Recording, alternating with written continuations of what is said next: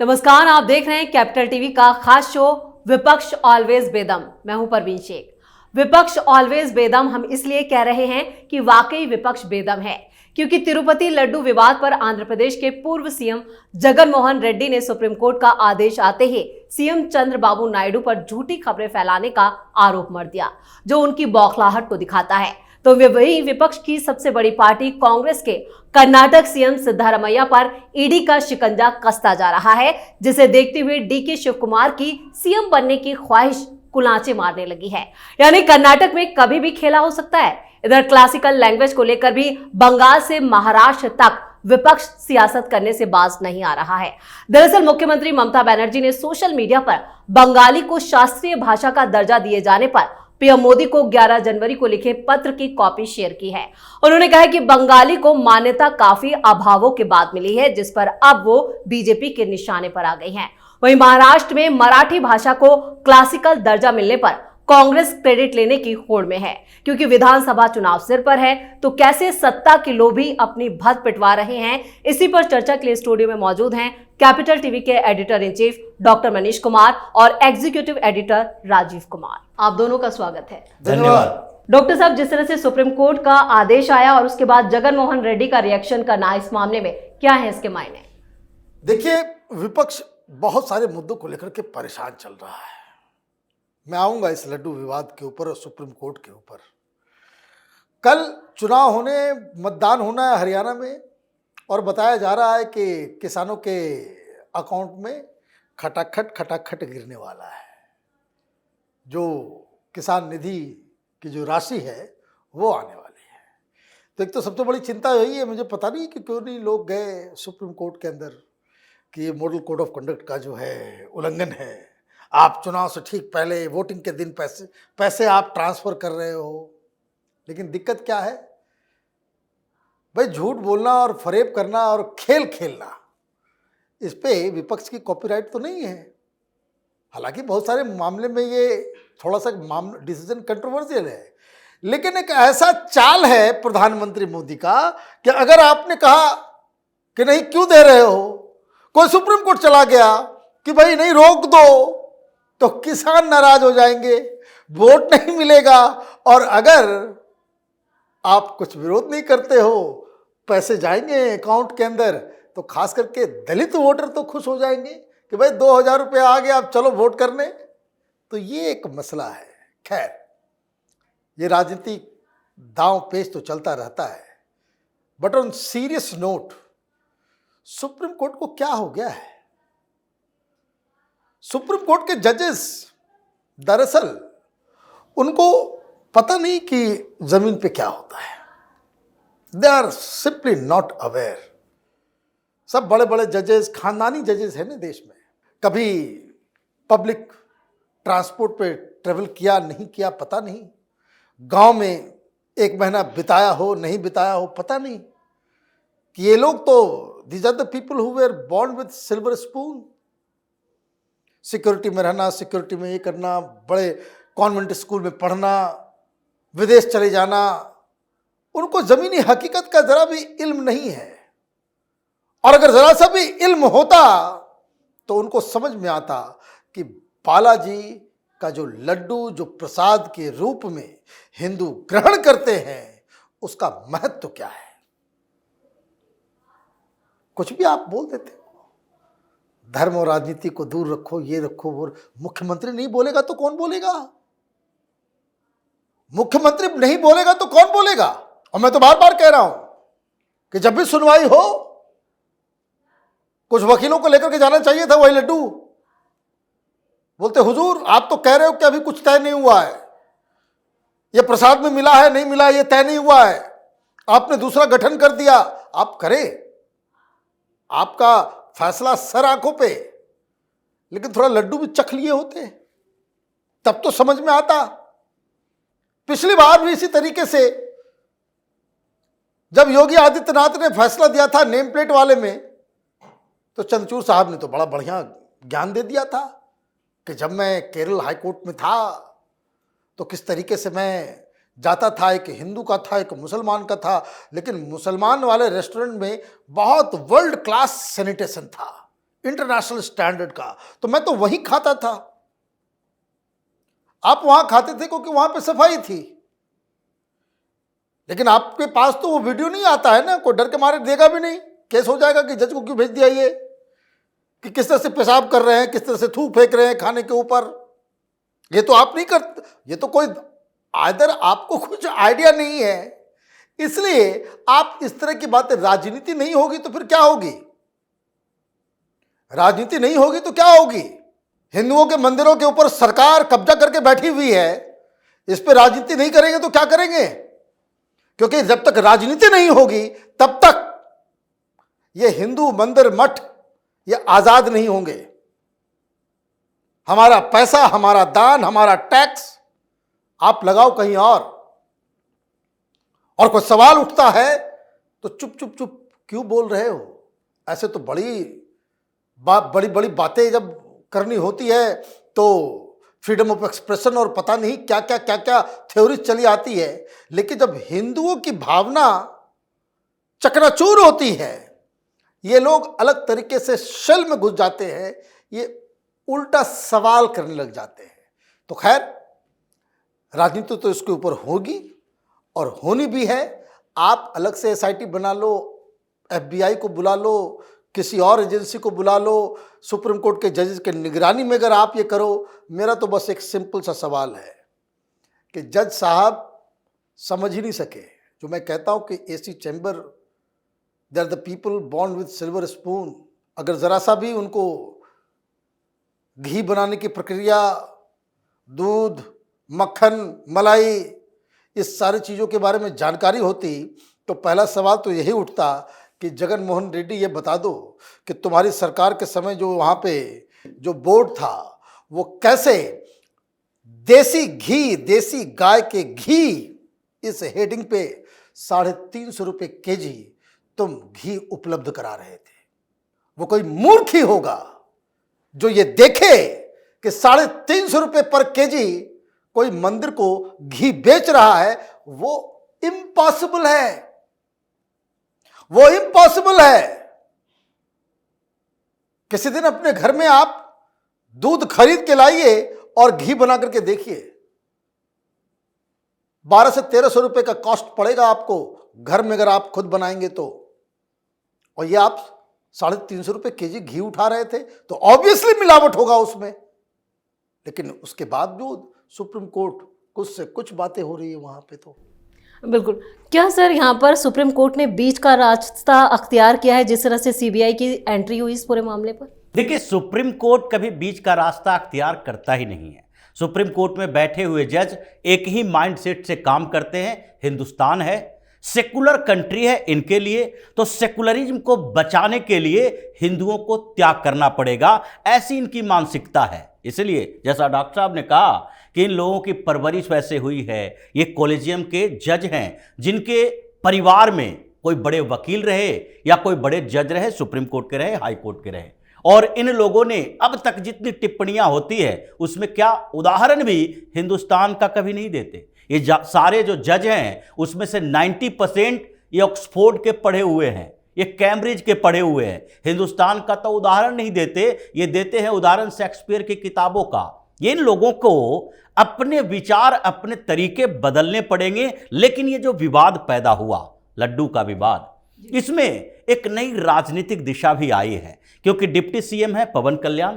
देखिए, उन्होंने प्रायश्चित किया, 7 दिन तक प्रायश्चित किया, वहां नारियल पानी पी के रहे, और उसके बाद अब बोल रहे हैं कि ये शुरुआत है, उनको चाहिए सनातन धर्म रक्षण बोर्ड।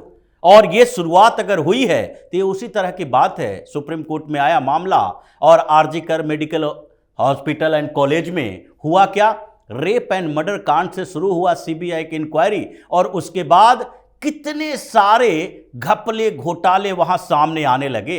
अब यही आधार है कि कैसे मंदिरों पर सरकारों ने कब्जा जमा के रखा है, और जगन मोहन रेड्डी जैसे क्रिप्टो क्रिश्चियन, ये तिरुपति बालाजी की महिमा क्या जानेगा। ये लोग तो जानबूझकर उनकी महिमा को कमजोर करने की कोशिश करता है। इसलिए ये शुरुआत हुई है, और जिस तरीके से कुछ समय के अंदर कुछ जो सो कॉल्ड सेकुलर एनडीए के लीडर्स हैं वो बदले हैं, हिंदुत्व के रास्ते पर आए हैं। और पीएम मोदी ने जिस तरीके से इन लोगों को पढ़ाया है कि देखो इस तरीके की राजनीति करनी है तो फिर आगे 10-15 साल के लिए भूल जाओ, नहीं हो पाएगी राजनीति। और उसके बाद प्रोपेगेंडा शुरू हो गया कि इन लोगों ने पीएम मोदी को कंपटीशन देना शुरू कर दिया। जैसे नीतीश कुमार है, उन्होंने लेटर लिखा इतने महीने के बाद पीएम मोदी ने बड़ा काम किया है श्री राम मंदिर के प्राण प्रतिष्ठा को लेकर।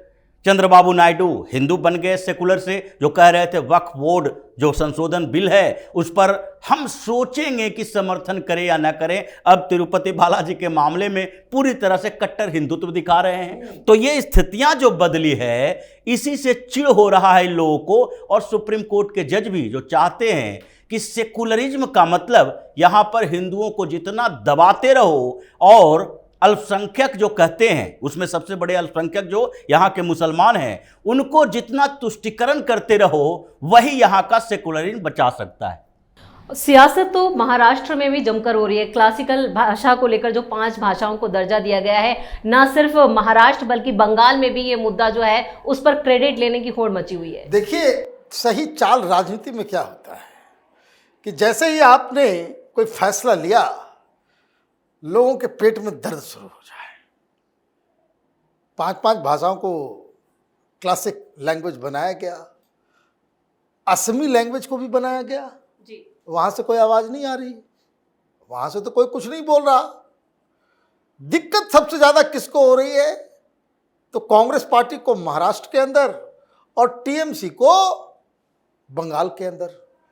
अब एक बात सीधी सीधी जो जाननी चाहिए, भाई 10 साल की तुम्हारी सरकार थी, घोटाला करने से फुर्सत था तुम लोगों को, जो तुम्हारा नजर जो है वो क्लासिक लैंग्वेज के ऊपर गया हो। और अगर ये अभी इस वक्त नहीं होता कि महाराष्ट्र का चुनाव जो है सिर पे है और मराठा लैंग्वेज को आपने डाल दिया, अब इसको लेकर के तो खुशी है, जनता लोग बोलेगी कि भाई आप क्या मुद्दे उठाते हो? देखो गुजराती आकर के यहां बिजनेस खा जा रहे हैं, मराठाओं के लिए कुछ नहीं है, मराठा लैंग्वेज के लिए। तो आप क्या सोच रहे हो? सामने वाले बेवकूफ की तरह बैठा रहेगा? आपको राजनीति करनी आती है, बाकी लोग गंवार हैं। और यह काम किस लिए किया जा रहा है? यह इसलिए किया जा रहा है कि ऑलरेडी बहुत सारे लैंग्वेजेस जो हैं वो ऑलरेडी क्लासिकल लैंग्वेज में उनकी गिनती होती है। ममता बनर्जी तो मुंह से आवाज तक न निकाले इस लैंग्वेज के मामले में। जिस बांग्ला लैंग्वेज के साथ आपने उर्दू को सेकंड ऑफिशियल लैंग्वेज बनाया है, उसको बांग्ला लैंग्वेज के ऊपर बात करने का कोई अधिकार नहीं है। कारण समझ लीजिए, एक अलग कहानी चल रही है, एक अलग कहानी चल रही है बंगाल के अंदर। जनगणना करने वाले आते हैं, सेंसस करने वाले आते हैं, मातृभाषा पूछा जाता है तो वो लोग जानबूझ करके बाय डिजाइन साजिश के तहत वो लोग उर्दू लिखते हैं। उर्दू आता नहीं, बोलते नहीं, लिख पढ़ भी नहीं सकते। आप इस चीज को समझिए। ये बांग्लादेश और पाकिस्तान, ईस्ट पाकिस्तान वेस्ट पाकिस्तान था। ये बांग्लादेश आजाद किस लिए हुआ? सबसे बड़ा मुद्दा क्या था? सबसे बड़ा मुद्दा उर्दू था। ये पाकिस्तानी बंगालियों के ऊपर उर्दू थोप रहे थे। उन्होंने कहा कि बांग्ला तो उर्दू से कहीं ज्यादा रिच है, और फैक्चुअली रिच है। उर्दू पैदा नहीं हुआ था उस समय, बांग्ला जो है दुनिया के टॉप, जिसको कह सकते हैं कि माने रिच लैंग्वेजेस में उसकी गिनती होती थी। बहुत पुराना, हिंदी से भी पुराना है बांग्ला। तो बांग्लादेशी या बंगाली वो उर्दू को रिजेक्ट करके अपने लिए देश अलग निकाल लिए। और ममता बनर्जी भाई ढंग से हिंदी नहीं आती उसको, लेकिन मुसलमानों का वोट चाहिए। तो मैं देख रहा था पिछले चुनाव से पहले गुलाम अली का कंसर्ट इन्होंने करवाया, और सामने में बैठी हुई ममता बनर्जी गुलाम अली के गजल पे, और भी मिर्जा गालिब के गजल के ऊपर वो गर्दन हिला रही है। मैंने समझ कितना आ रहा होगा भगवान मालिक। लेकिन वो ये इस तरह की चीजें, और कोई काम हुआ है तो आप कह रहे हो कि भाई देखिए हमने चिट्ठी लिखी थी। भाई चिट्ठी क्यों लिखी? जब माल खा रही थी आप लोग यूपीए सरकार के दौरान, तब आपने क्यों नहीं ये प्रपोजल दिया? तब क्यों नहीं कांग्रेस पार्टी को मराठा लैंग्वेज को जो है उसे क्लासिकल लैंग्वेज में डालने की सुध आई? आप लोगों के सामने दिक्कत यह है कि कुछ भी अच्छा होता है उसका स्वागत करने के बजाय क्रेडिट लेने में, भाई क्रेडिट अभी तो बहुत मिलने वाला है। सुप्रीम कोर्ट जो है आरजी कर में सरकार को कही है, वहां तुषार साहब से चीफ जस्टिस ने कहा है कि देखिए बड़ा ही डैमनिंग बातें जो है, बड़ा आश्चर्यचकित चीजें जो है इस खुलासे से आ रहा है आरजी कर में। और सीबीआई ये कह रही है कि सिर्फ आरजी कर में नहीं, बहुत सारे हॉस्पिटल में डेड बॉडीज के साथ कुकर्म किया जाता। बहुत इतने घटिया घटिया हरकतें जिसे मैं बता भी नहीं सकता, घिन आती है। बोला ये सब काम बाकी हॉस्पिटल में भी हो रहा है। तो चीफ जस्टिस ने कहा है कि भाई आप सरकार से पूछो, तुषार जी अगली बार आना तो बताना कि क्या ये जो आरजी कर का मसला है सिर्फ सीबीआई इन्वेस्टिगेशन सिर्फ इसी हॉस्पिटल तक रखा जाए या इसके पर्सपेक्टिव को और ब्रॉडन किया जाए, 8-10 और हॉस्पिटल को भी खोपचे में लिया जाए। और अगर मोदी सरकार ने कह दिया कि सीबीआई और भी हॉस्पिटल की जांच करेगी तो लेते रहिएगा क्रेडिट।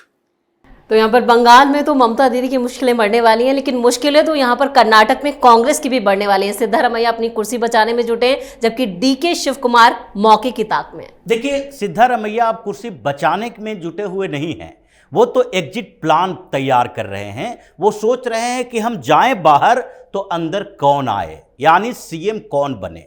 जब से ईडी ने एफआईआर दर्ज किया, ईडी ने जब इन्वेस्टिगेशन शुरू कर दिया है, उनको लग गया है कि अब हमारी कुर्सी बचेगी नहीं, कभी भी गिरफ्तारी हो सकती है और हम केजरीवाल नहीं हैं कि जेल से सरकार चला सकते हैं। इसलिए मंडे के बाद से लगातार मीटिंग का दौर चल रहा है।